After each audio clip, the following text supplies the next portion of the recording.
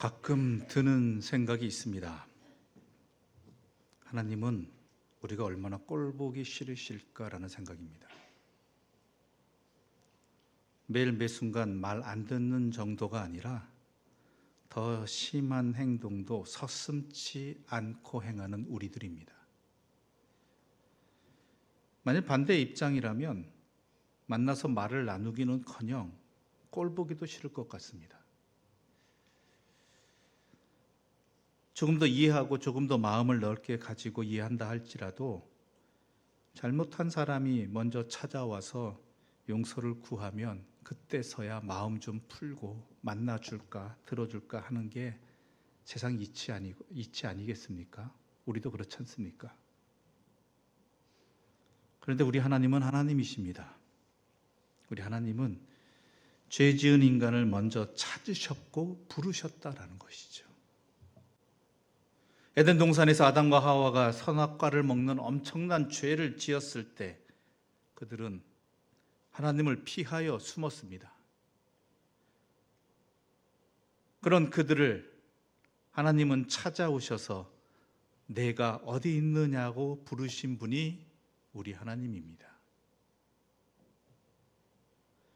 그렇습니다. 언제나 하나님은 우리를 먼저 찾아오시고 우리를 부르십니다.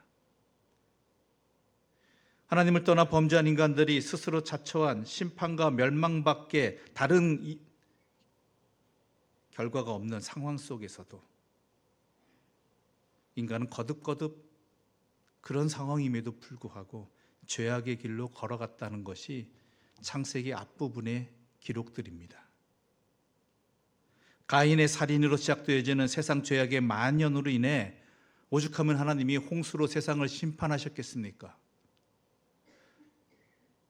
홍수로 심판하신 후에 노아의 가족을 통해 새롭게 시작하실 기회를 주었는데 그 뒤에 벌어진 일들은 또한 무엇입니까?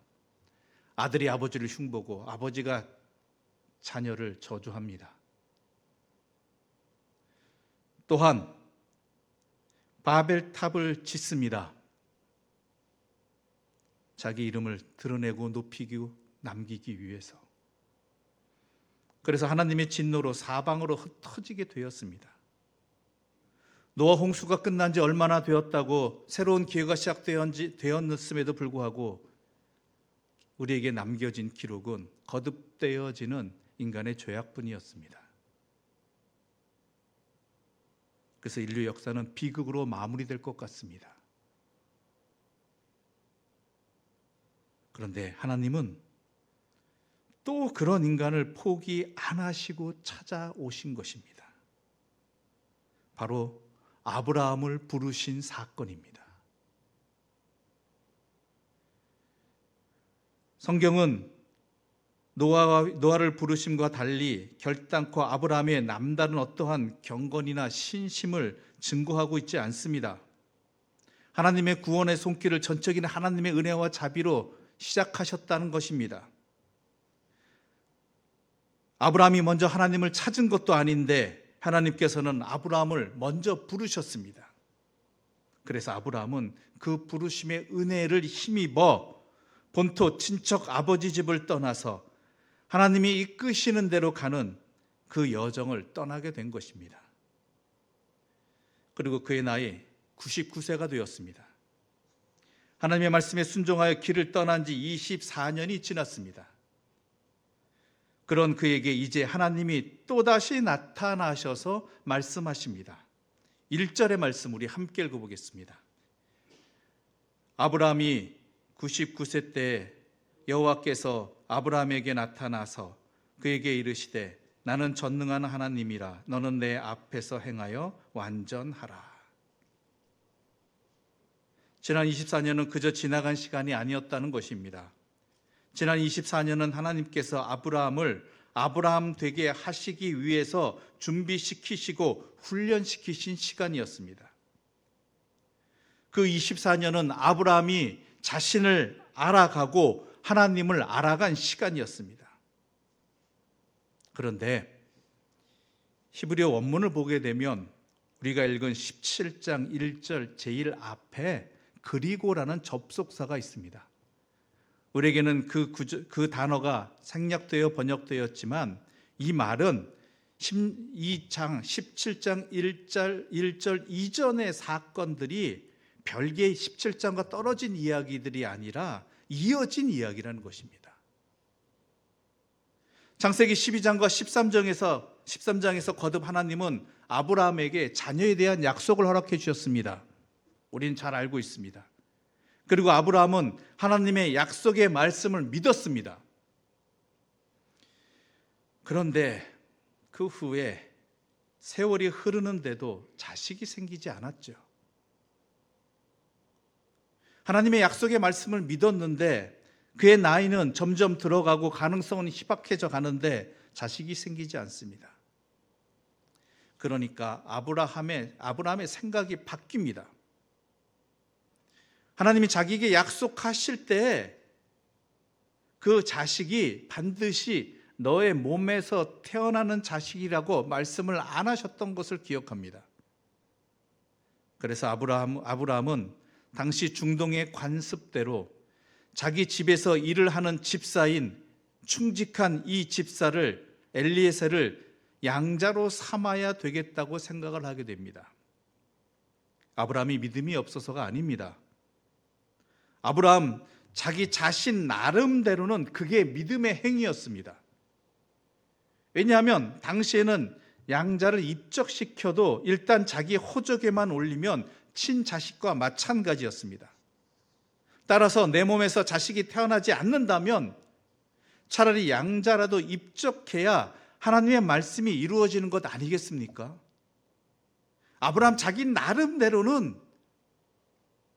나름대로의 믿음의 행위로 그런 생각을 한 것입니다. 그러자 하나님께서 창세기 15장 4절에서 다시 말씀하십니다.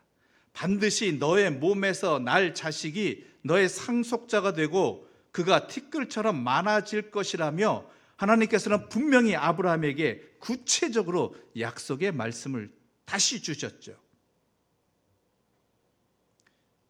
그러면서 하나님께서 아브라함에게 요구하시는 것은 뭐였냐면 이것을 통해서 그의 오랜 기다림의 시간을 통해서 하나님께서는 아브라함의 믿음을 성장시켜 주고 계셨습니다. 그것은 바로 믿음은 하나님을 믿는 것은 기다림이라는 것입니다.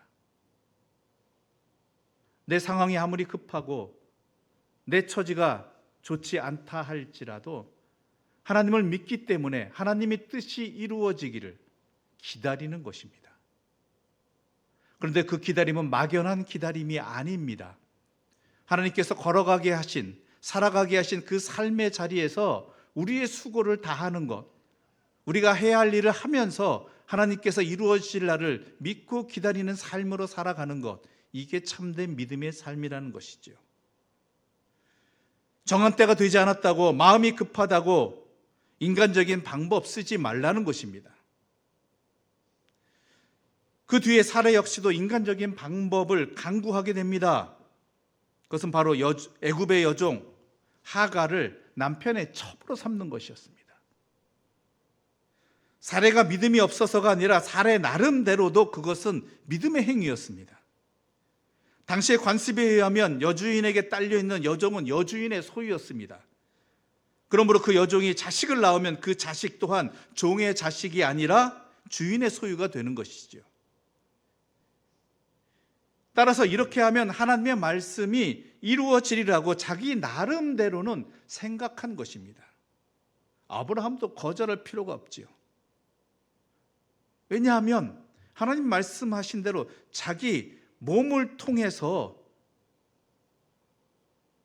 자식이 나오는 것 아닙니까?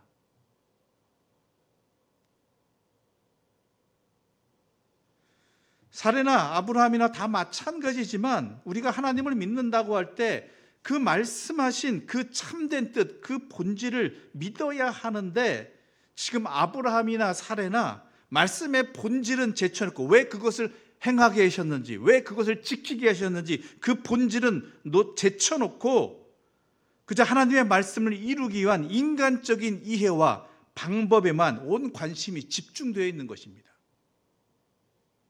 안식일을 기억하여 거룩하게 지키라고 하신 그 하나님의 참 뜻은 헤아리지 아니하고 그저 안식일을 지키는 데만 혈안이 된 예수님 당시에 유대인들이나 종교 지도자들의 모습이 바로 이러하지요. 그런데요, 인간은 항상 눈앞에 보이는 대로 행동하고 인간적인 방법대로만 하지만 하나님께서는 언제나 본질적으로 해결해 주시는 분이라는 것입니다.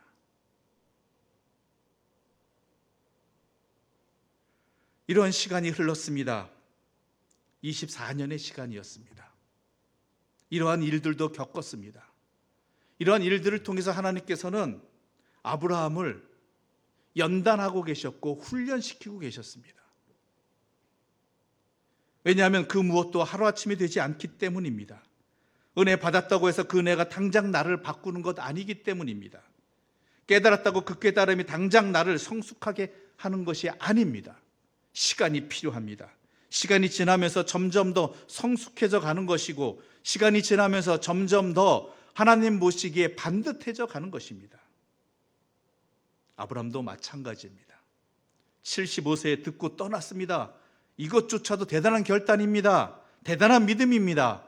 하지만 이것은 시작에 불과하다라는 것이죠. 끝이 아니라는 것입니다. 그때부터 하나님을 알아가는 것이고 그때부터 하나님을 닮아가는 것입니다.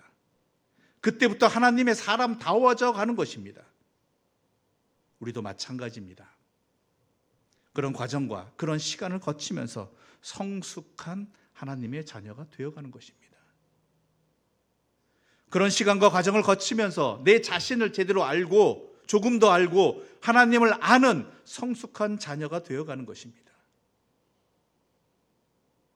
그런 시간과 과정 동안 이런 일도 겪고 저런 일도 거치겠지만 그런 모든 일들을 통해서 우리는 하나님 앞에서 오늘날의 아브라함이 되어져 가는 것이죠.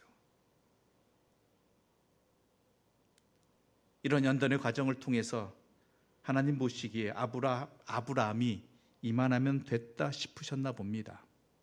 물론 이후로도요, 또 넘어지고 또 시험에 듭니다. 당장 17장 17절에서 하나님을 온전히 신뢰하지 못하는 모습 또 보여줍니다. 하지만 그래도 이만하면 많이 자랐다 하나님은 보신 것 같습니다. 그래서 하나님 그에게 말씀하십니다. 완전하라. 완전하라. 참 부담스럽게 들릴 수 있는 말씀입니다. 그런데요, 이것은 하나님의 사랑이 듬뿍 담긴 말씀입니다. 이런 말씀도 들을 수 있을 만큼 아브라함이 자랐다라는 것입니다. 더 이상 어린 믿음이 아니라는 것입니다. 이제는 성숙한 믿음이라는 것입니다. 24년이 지난 동안 시험도 이겨내고 시련도 겪으면서 유혹도 이겨내면서 이제는 완전하라라고 하는 말을 들을 정도로 아브라함이 그 믿음이 성숙해졌다라는 것이죠. 우리 또한 마찬가지입니다.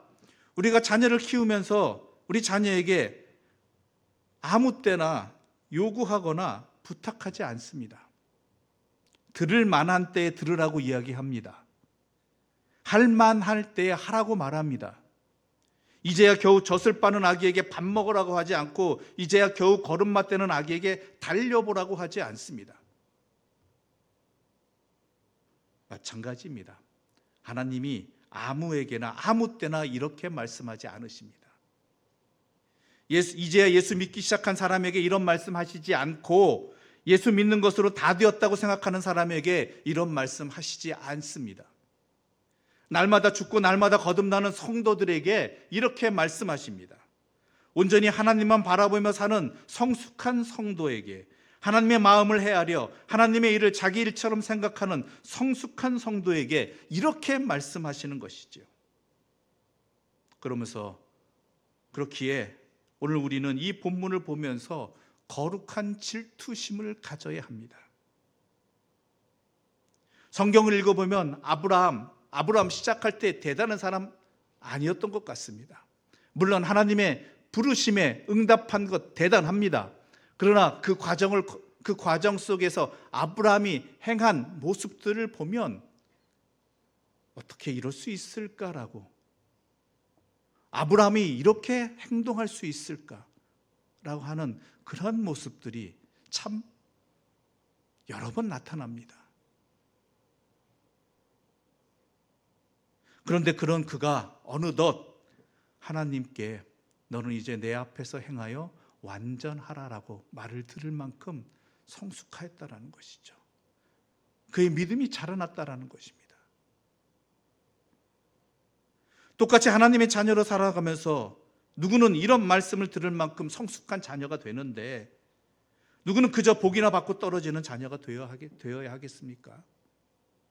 똑같이 신앙생활하고 예수 믿으면서 살아가면서 누구는 십자가를 지고 자기 목숨을 버릴 만큼 믿음이 성숙한 자녀가 되는데 누구는 그저 편안히 젖만 먹고 사는 자녀가 되어야 하겠습니까?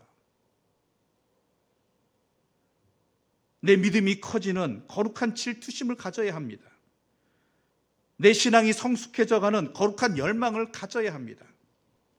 너는 내 앞에서 행하여 완전하라고 이 말씀 속에 담긴 하나님의 사랑과 기대와 흡족함을 우리는 볼 수 있어야 하고, 이런 말씀을 들을 만큼 내가 자라기를 소망하는 그러한 거룩한 열망과 질투심을 가져야 한다는 것이죠.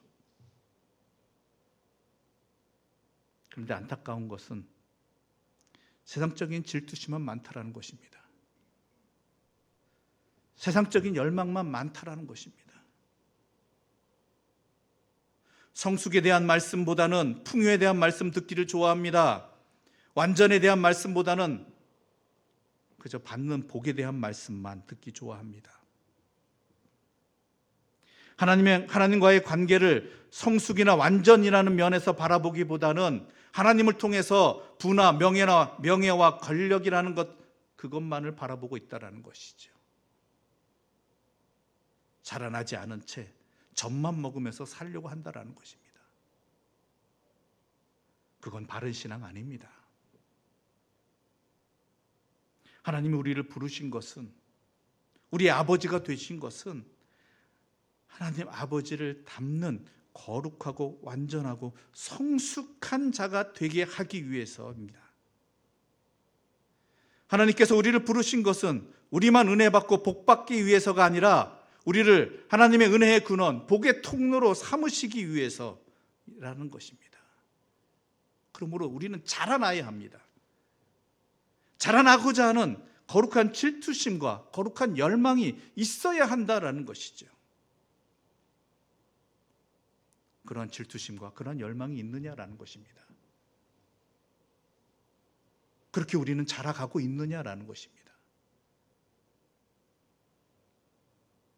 그렇다면 하나님 앞에서 행하여 완전해지는 것, 믿음이 성숙해지고 믿음이 내가 하나님 닮아가고 자라난다는 것이 무엇이냐라는 질문을 던지게 됩니다. 구체적으로 무엇이냐라는 것이죠. 어떻게 나타나느냐? 사람이야 나이가 들어가면서 키가 커져가고 또한 자라나는 것이 눈에 보인다고 하지만 내 신앙의 성숙은, 내가 자라난다는 것은 무엇을 통해서 증명되어지느냐라는 것이죠. 오늘 본문 17장 3절부터 5절까지의 말씀 우리 함께 읽어보겠습니다. 3절부터 5절입니다. 아브라함이 엎드렸더니 하나님이 또 그에게 말씀하여 이르시되 보라, 내 언약이 너와 함께 있으니 너는 여러 민족의 아버지가 될지라. 이제 후로는 내 이름을 아브라함이라 하지 아니하고 아브라함이라 하리니 이는 내가 너를 여러 민족의 아버지가 되게 함이니라. 아멘. 아무렇게나 이름 짓는 사람 없습니다. 그 이름에는 부모의 뜻이 들어있든지 그 사회가 바라는 것이 들어있든지 아니면 하나님을 향한 소망이 들어있든지 합니다. 하나님이 새로 지어주시는 이름도 마찬가지입니다. 그 이름에는 그 사람을 향한 하나님의 기대가 있습니다. 그 이름에는 그를 향한 하나님의 소망이 있습니다. 하나님께서는 말씀하십니다. 이제 너를 아브라함이라고 하지 아니하고 아브라함이라고 하는 것입니다. 그가 그 이름을 받을 만한 성숙함이 있었고 믿음의 자리가 자라났고 그렇게 살아가라는 것입니다.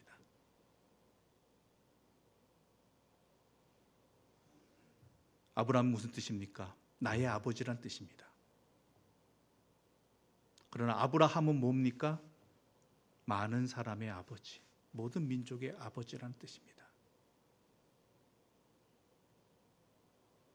바로 그저 한 사람의 아버지로서 살다가 죽는 것이 아니라 모든 민족의 아버지로서 살다가 죽으라는 것입니다.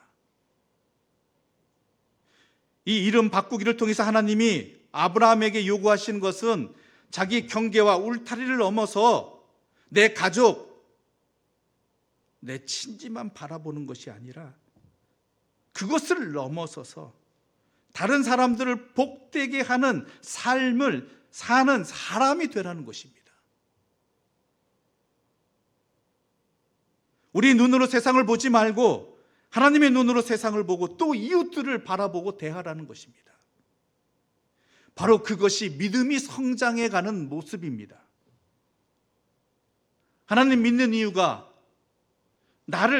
내 욕망을 채우기 위한 나를 위한 것이 아니라 하나님의 사람이기에 내 믿음이 성숙해져 간다는 것은, 내가 하나님의 사람으로 자라난다는 것은 나를 향하신 하나님의 뜻을 깨닫고 다른 사람의 아버지로서의 역할을 감당해 가는 것, 바로 그러할 때에 내 믿음이 자라났다라는 증거라는 것이고 하나님이 그런 사람으로 우리가 자라기를 원하신다라는 것이죠. 그런데 이렇게 살기가 참 불가능합니다. 특히 완전이란 말은 우리에게 전혀 불가능한 말이지요. 근데 중요한 것은 무엇입니까? 그렇게 지향하는 것입니다. 목표로 삼는 것입니다. 나아가는 것입니다. 가끔 결길로 갈 때도 있습니다. 그러나 정신 차려서 기엽고 하나님의 마음을 향해 나아가는 사람이 바로 완전한 사람입니다. 자기 것만을 뽐내며 살던 인생을 뒤로하고 다른 사람을 위해서 희생하는, 헌신하는 인생으로 살아가는 것, 바로 그것이 내 삶의 목표가 되어야 되고 지향하는 점이 되어야 한다는 것입니다. 그런데 그럴 때 이 모든 것을 할 수 있도록 전능하신 하나님이 우리와 함께 하신다라는 것이죠. 나는 불가능하지만 내가 그렇게 살아가고자 할 때 하나님이 그렇게 할 수 있도록 전능하신 하나님이 나와 함께 하십니다.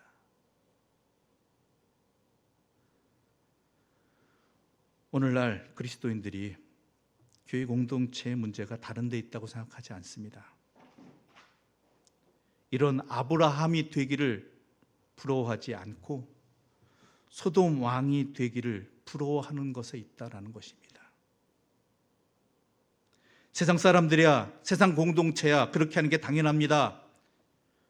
좋은 집, 좋은 건물, 더 큰 건물 사면 부러워하고, 좋은 학교 들어가면 부러워하고, 또한 사람 많아지고 물질 많아지면 부러워하는 것, 세상 사람들, 세상 공동체 그래도 됩니다.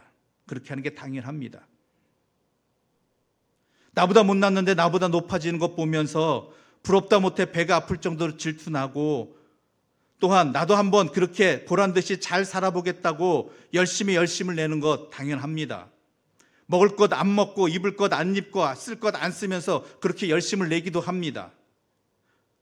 내 때에 안 되면, 내가 안 되면 내 자식 때라도 이루겠다고 그렇게 자녀들을 가르치고 그렇게 욕심을 부리기도 합니다.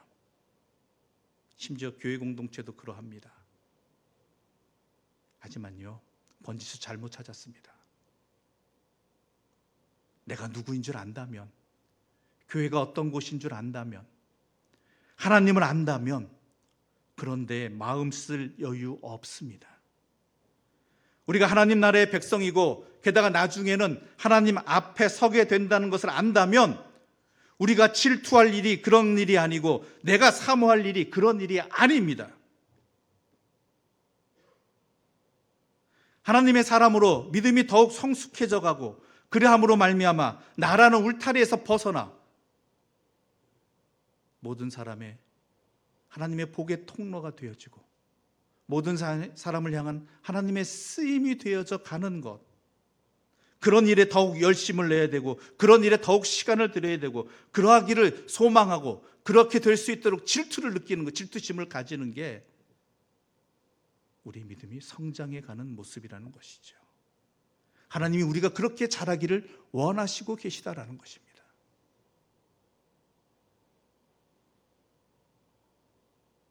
과연 그런 일에 우리는 샘내고 있고 열심을 내고 있고 그러한 것에 목표를 두고 있느냐라는 것입니다.